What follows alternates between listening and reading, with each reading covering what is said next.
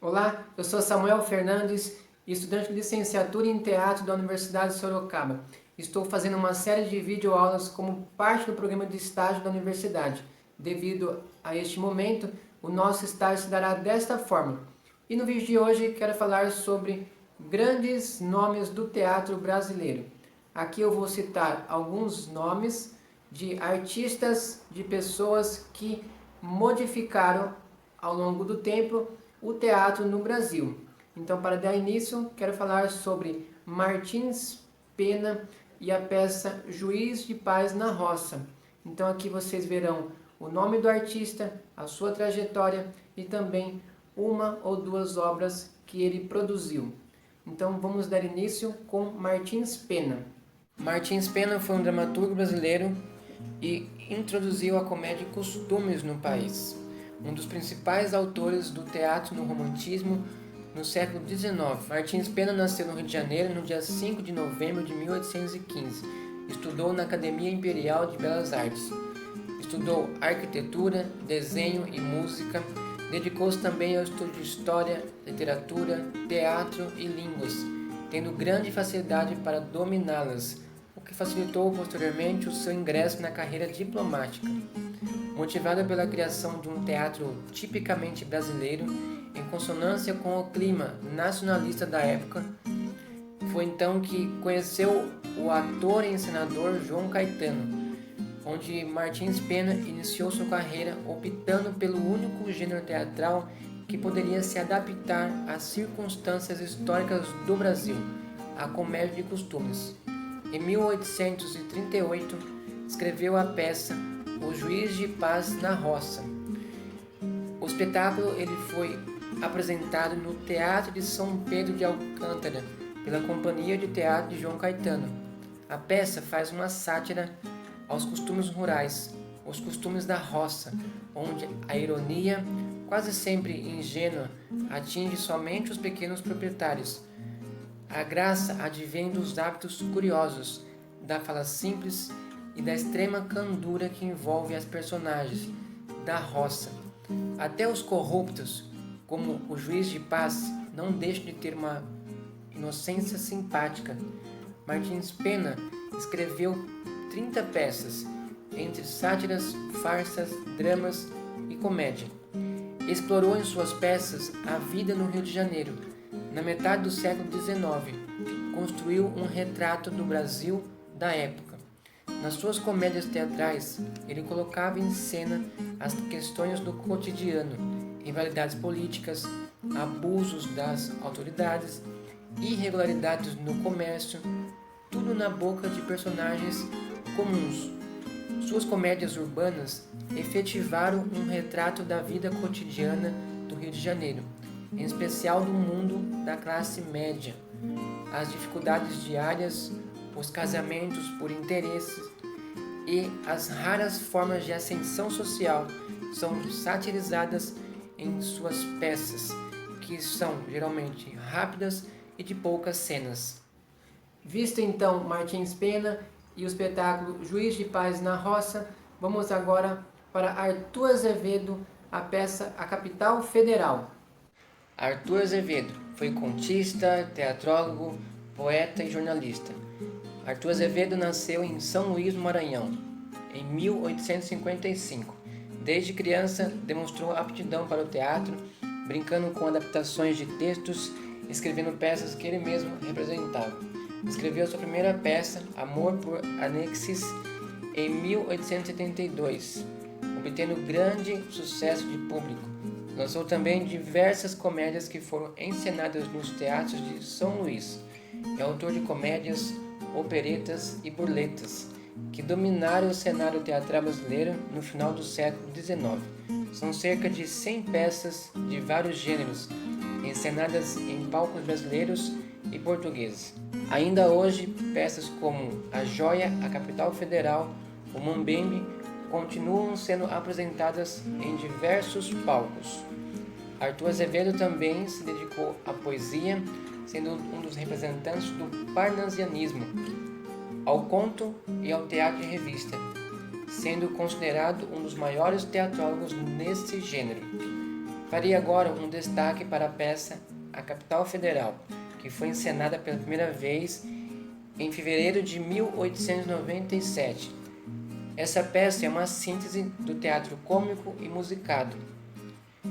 O autor lançou mão de recursos buscados na comédia farsesca de costumes, operetas, paródias, revistas e mágicas, para criar uma peça em que apresenta o contraste entre a cidade e o campo, com muita graça e ao mesmo tempo com uma visão nada positiva do Rio de Janeiro. A Capital Federal é considerada a melhor peça teatral de Arthur Azevedo, com personagens cômicos que representavam uma visão crítica dos costumes urbanos do Rio de Janeiro. Vamos ver agora Oswaldo de Andrade com a peça O Rei da Vela. Oswaldo de Andrade foi um escritor e dramaturgo brasileiro, uma das personalidades mais polêmicas do modernismo, juntamente com a pintora Anita Mafaldi, o escritor Mário de Andrade e outros intelectuais. Organizou a Semana de Arte Moderna de 1922. Oswaldo de Andrade nasceu em São Paulo no dia 11 de janeiro de 1890. Exerceu um importante papel na Semana de Arte Moderna de 1922 e nos anos da afirmação modernista. Em março de 1924, lançou um dos mais importantes manifestos do modernismo, o Manifesto Pau-Brasil, publicado no Correio da Manhã. Em 1925, lança o livro de poemas Pau-Brasil, que colocava em prática os princípios propostos no manifesto. Oswaldo de Andrade ficou conhecido por seu ar irônico e gozador. Foi militante político e idealizador dos principais manifestos modernistas. Agora daria um destaque para o espetáculo O Rei da Vela. O Rei da Vela é de 1967 e foi montado pelo grupo Teatro Oficina de São Paulo, sob direção de Zé Celso. Teve sua estreia em 1967 como manifesto sático contra as relações de poder no capitalismo. A peça, por sua radicalidade estética e política, é considerada um marco do modernismo e do tropicalismo. Visto a peça O Rei da Vela, de Oswaldo de Andrade, agora vamos conhecer um pouco mais sobre o dramaturgo carioca polêmico Nelson Rodrigues, com a peça Vestido de Noiva. Nelson Rodrigues foi um escritor, jornalista e dramaturgo brasileiro. Revolucionou o teatro com as peças Vestido de Noiva, Boca de Ouro, A Falecida, Toda Nudez Será Castigada, entre outras. Teve a carreira marcada pela crítica ao explorar a vida cotidiana do subúrbio carioca, com crimes, incestos e diálogos carregados de tragédia e humor. Nelson nasceu na cidade do Recife, Pernambuco, no dia 23 de agosto de 1912. Aos 5 anos, sua família mudou-se para o Rio de Janeiro, onde o pai foi tentar a vida como jornalista. Em 1915, em 1925, seu pai funda o jornal Amanhã. Aos 13 anos, Nelson começa a trabalhar como repórter policial no jornal fundado pelo pai. Nelson Rodrigues escreveu sua primeira peça, Mulher Sem Pecado, em 1942, que foi apresentada no Teatro Carlos Gomes, no Rio de Janeiro, pelo grupo Comédia Brasileira. Em 1943, o Teatro Municipal do Rio de Janeiro torna-se o palco do surgimento do teatro brasileiro moderno, com a montagem de sua peça Vestido de Noiva, com o grupo Os Comediantes, com direção de Ziembinski. Vestido de Noiva é uma peça teatral brasileira de teor psicológico, escrita por Nelson e encenada pela primeira vez em 1943. Em seu cenário, a peça apresenta 3 planos que se intercalam: o plano da alucinação, o plano da realidade e o plano da memória. Vestido de Noiva marcou a trajetória do teatro brasileiro. Houve, nesse instante, uma mudança de ver e de fazer teatro. Então, como eu disse, Vestido de Noiva mudou a forma de fazer teatro no Brasil. Nelson Rodrigues, ele provoca uma ruptura a partir do momento que ele encena Vestido de Noiva, transforma o jeito de fazer teatro no Brasil. Eu tive a oportunidade de trabalhar um texto do Nelson Rodrigues em 2011, a peça Viúva Porém Honesta. Eu fiz o Dr. Lupicínio. Bom, fazer o Dr. Lupicínio foi uma experiência incrível. Eu pude ver de perto, enquanto ator, como que é a reação do público frente a um texto do Nelson Rodrigues. Então eu pude ver que tem pessoas que odeiam o Nelson Rodrigues, que saem no meio do espetáculo. Também pude ver que pessoas que amam Nelson Rodrigues.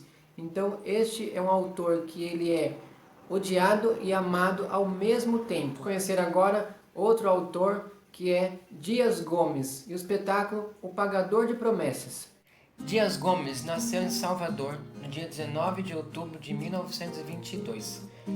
Aos 10 anos, escreve seu primeiro conto, As Aventuras de Rompe e Rasga. 3 anos depois, sua família muda-se de Salvador para o Rio de Janeiro, a então capital do Brasil. Aos 15 anos, escreve sua primeira peça, Comédia dos Muralistas, premiada no concurso do Serviço Nacional de Teatro em 1939, mas que termina não sendo encenada. 2 anos depois, a peça é publicada por seu tio pela Fênix Gráfica da Bahia. Durante a Segunda Guerra Mundial, mais especificamente em 1941, Dias Gomes escreve o drama Amanhã Será Outro Dia, abordando as questões centrais do nazismo, como a Gestapo, a invasão da França e o exílio dos perseguidos políticos.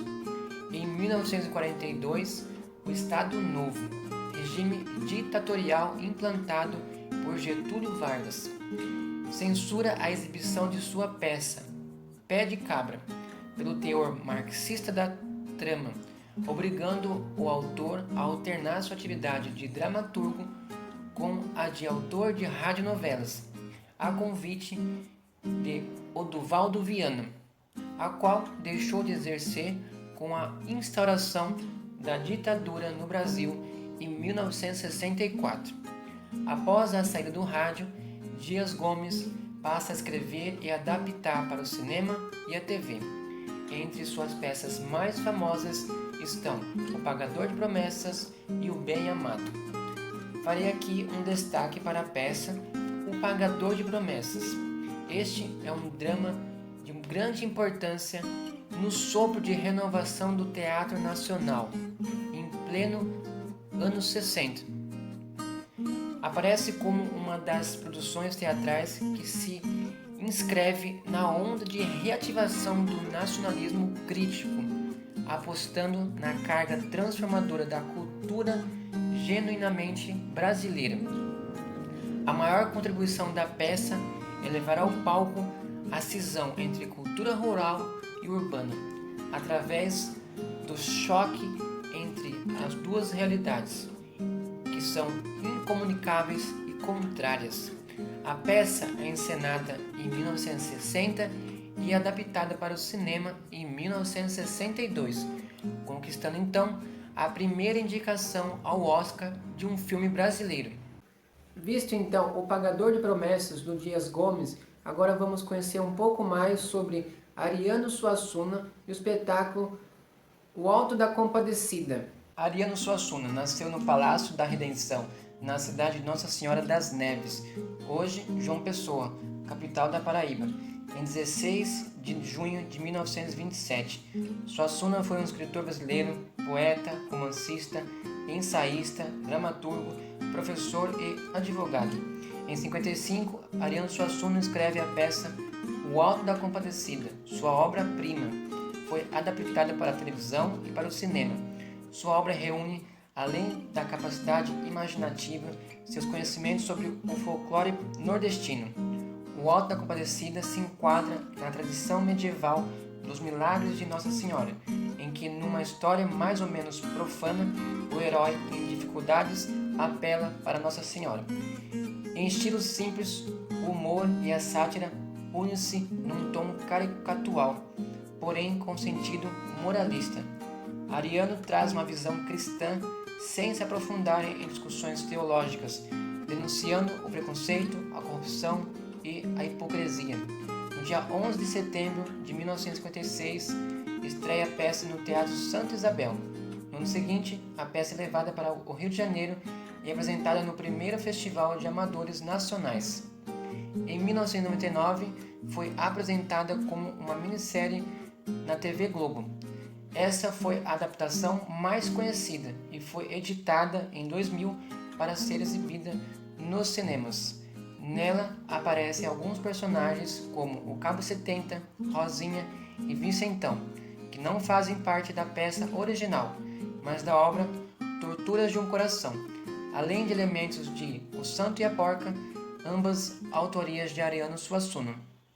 Então podemos ver que o Alto da Compadecida, além de peça teatral escrita e encenada, também virou filme e se tornou algo conhecido mundialmente. Agora vamos conhecer um autor que ele é santista, polêmico também, que é Plínio Marcos. O espetáculo ele rasga a nossa carne.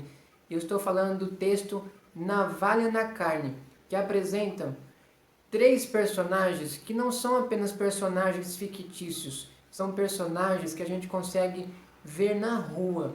Se você estiver com um olhar atento no seu dia a dia, você vai ver estes personagens, que são eles, o Vado, a Neuza Sueli e o Veludo. São personagens do nosso cotidiano. Vamos agora conhecer um pouquinho mais sobre o espetáculo Navalha na Carne. Plínio Marcos nasceu em Santos em 1935. Foi um escritor brasileiro, autor de inúmeras peças de teatro, escritas principalmente na época do regime militar. Foi também ator, diretor e jornalista.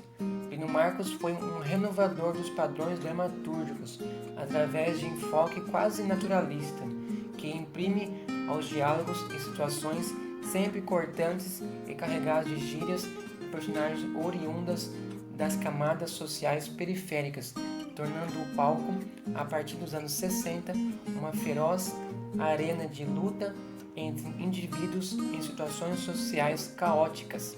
Em 1967, leva à cena o texto Navalha na Carne, em campanha para a liberação do texto pela censura liderado por Valmor Chagas e Cacilda Becker, ganhando ampla repercussão com o elenco carioca, dirigida por Fauzi Arap e com Tônia Carreiro no elenco. Logo o texto foi censurado pela ditadura militar e só pôde ser encenado 13 anos depois. Navalha na Carne narra a história de 3 personagens num quarto de bordel: a prostituta Neuza Sueli, o gigolô Vado e o homossexual Veludo, no qual falam de suas vidas e expõem sua marginalidade. Navalha na Carne foi adaptada para o cinema em 1969, dirigida por Brás Chediak, e em 1997, dirigida por Neville de Almeida. Visto Navalha na Carne, um espetáculo fantástico. Eu quero falar com vocês agora sobre Homens de Papel, que também é um texto do Plínio Marcos, e eu tive o prazer de fazer também em 2012. Eu fiz o personagem Tião. Foi também uma experiência muito gratificante. Nós trabalhamos durante um ano com essa peça, tanto dentro do teatro, na Caixa Preta, como também na rua. Fomos para algumas cidades com esse espetáculo. E por se tratar de catadores de papelão, com essa temática que a peça apresenta, na rua teve uma outra visão do público. O público ele interage com o espetáculo, ele está ali presente e a peça ela comunica diretamente com os moradores de rua, catadores de papelão. Então é de fácil identificação do público. Então foi muito bom fazer esse espetáculo também do Plínio Marcos. Agora quero citar um comediógrafo que é Luiz Alberto de Abreu, com o espetáculo O Anel de Magalhão. Luiz Alberto de Abreu nasceu em São Paulo em 1952. É um importante dramaturgo contemporâneo brasileiro. Para além de seus textos teatrais, seu interesse e suas experiências no ensino de dramaturgia têm sido uma grande influência em toda a geração contemporânea de dramaturgos, artistas e estudantes de teatro. Luiz Alberto de Abreu escreveu até agora cerca de 50 peças teatrais, das quais 10 escritas em processos colaborativos com grupos de todo o país. Começou a carreira como dramaturgo e depois passou a escrever roteiros para cinema e TV. Em 1995, escreveu a comédia popular O Anel de Magalhão, no qual apresenta situações hilariantes de diferentes figuras que representam a diversidade cultural do povo brasileiro: portugueses, caipiras, nordestinos e italianos. Apresenta de forma cômica um retrato do povo brasileiro. O Anel de Magalhão é um espetáculo que eu também fiz em 2012. Eu fiz o personagem João Teité, um mineirinho pra lá de sacana, espertalhão. E foi também muito bom fazer esse personagem.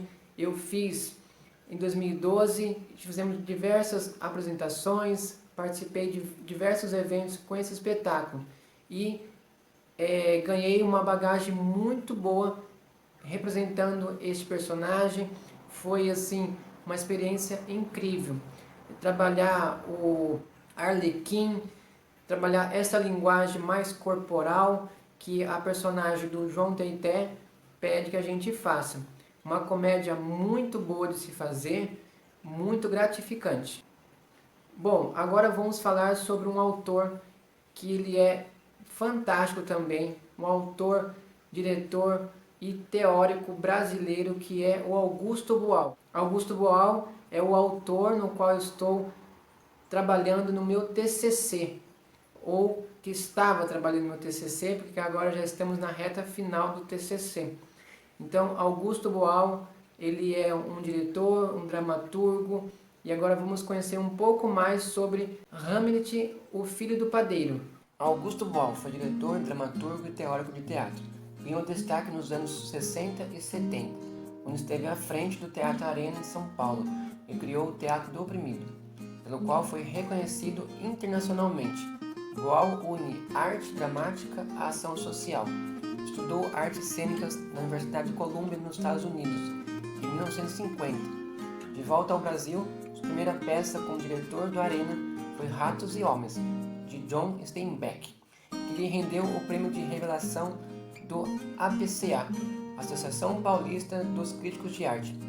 Dirigiu ainda, entre outras peças, Eles Não Usam Black Tie, de Francesco Guarnieri, e Chapectuba Futebol Clube, de Oduvaldo Viana Filho. Foi o diretor do espetáculo Opinião, com Zé Guetti, João do Vale e Nara Leão, que passou para a história como um ato de resistência ao golpe militar de 1964. Farei aqui um destaque para a autobiografia Hamlet e o Filho do Padeiro. Trata-se de um livro de memórias de um dos maiores teatrólogos contemporâneos, que passa toda a sua trajetória de vida, da infância no subúrbio da Penha à experiência política na Câmara Municipal do Rio de Janeiro. Boal revolucionou o modo de escrever e encenar teatro. Trouxe dos Estados Unidos uma série de conhecimentos que a seguir adaptaria à realidade brasileira, em engenhosas montagens no Teatro de Arena. O livro conta também os revés que sofreu após o golpe de 64, com sua prisão, tortura e exílio, de onde difundiu suas técnicas para diretores e atores de todo o mundo. Bom, e para fechar o nosso vídeo de hoje, eu quero falar sobre um autor que ele não é brasileiro, mas fez grandes feitos aqui no Brasil, que é Francesco Guarnieri, com o espetáculo Eles Não Usam Black Tie. Gianfranco Guarnieri nasceu na Itália, Milão, em 1934. Foi um ator, diretor, dramaturgo e poeta italiano naturalizado brasileiro. Um artista de grande importância no Teatro de Arena de São Paulo. Sua obra de maior destaque é o espetáculo Eles Não Usam Black Tie. Em 2006, foi homenageado na 18ª edição do Prêmio Shell de Teatro de São Paulo, por sua contribuição ao teatro brasileiro. Farei agora um destaque para o texto Eles Não Usam Black Tie. Eles Não Usam Black Tie estreou em 1958 pelo Teatro de Arena, com direção de José Renato. O elenco contou com grandes talentos que começavam a despontar no teatro brasileiro, como o próprio Guarnieri, no papel de Tião. A peça estava programada para encerrar o trabalho do grupo, que vivia uma crise financeira. Alcançou sucesso imenso, sendo um dos marcos da renovação do teatro brasileiro na época. A peça, o autor e o elenco foram premiados pelo então governador de São Paulo, Jânio Quadros, e o Arena foi salvo da crise financeira que há tempos assolava o grupo. A peça tem como tema central a greve e a vida operária, com preocupações e reflexões universais do ser humano. Mais tarde foi feita uma versão da peça para o cinema. Bom, é isso. Eu espero que vocês tenham gostado do vídeo. Eu aqui apresentei 10 autores, 10 pessoas que são de grande importância dentro do cenário artístico brasileiro, que vale muito a pena investigar, pesquisar sobre eles, a vida deles, a trajetória de vida e também as suas obras, que são muitas obras. Neste vídeo eu selecionei alguns artistas, mas o teatro brasileiro ele é repleto de grandes artistas. Estes são alguns que eu vim aqui mostrar para vocês, mas tem muitos outros artistas que vale muito a pena conhecer. Então eu peço que você continue com a sua pesquisa, investigando quem são os artistas, as pessoas que criaram, que deram vida para o teatro aqui no Brasil e que ficaram marcados na história e que por muito tempo teremos material para estudar o fazer teatral brasileiro. Muito obrigado e até uma próxima videoaula.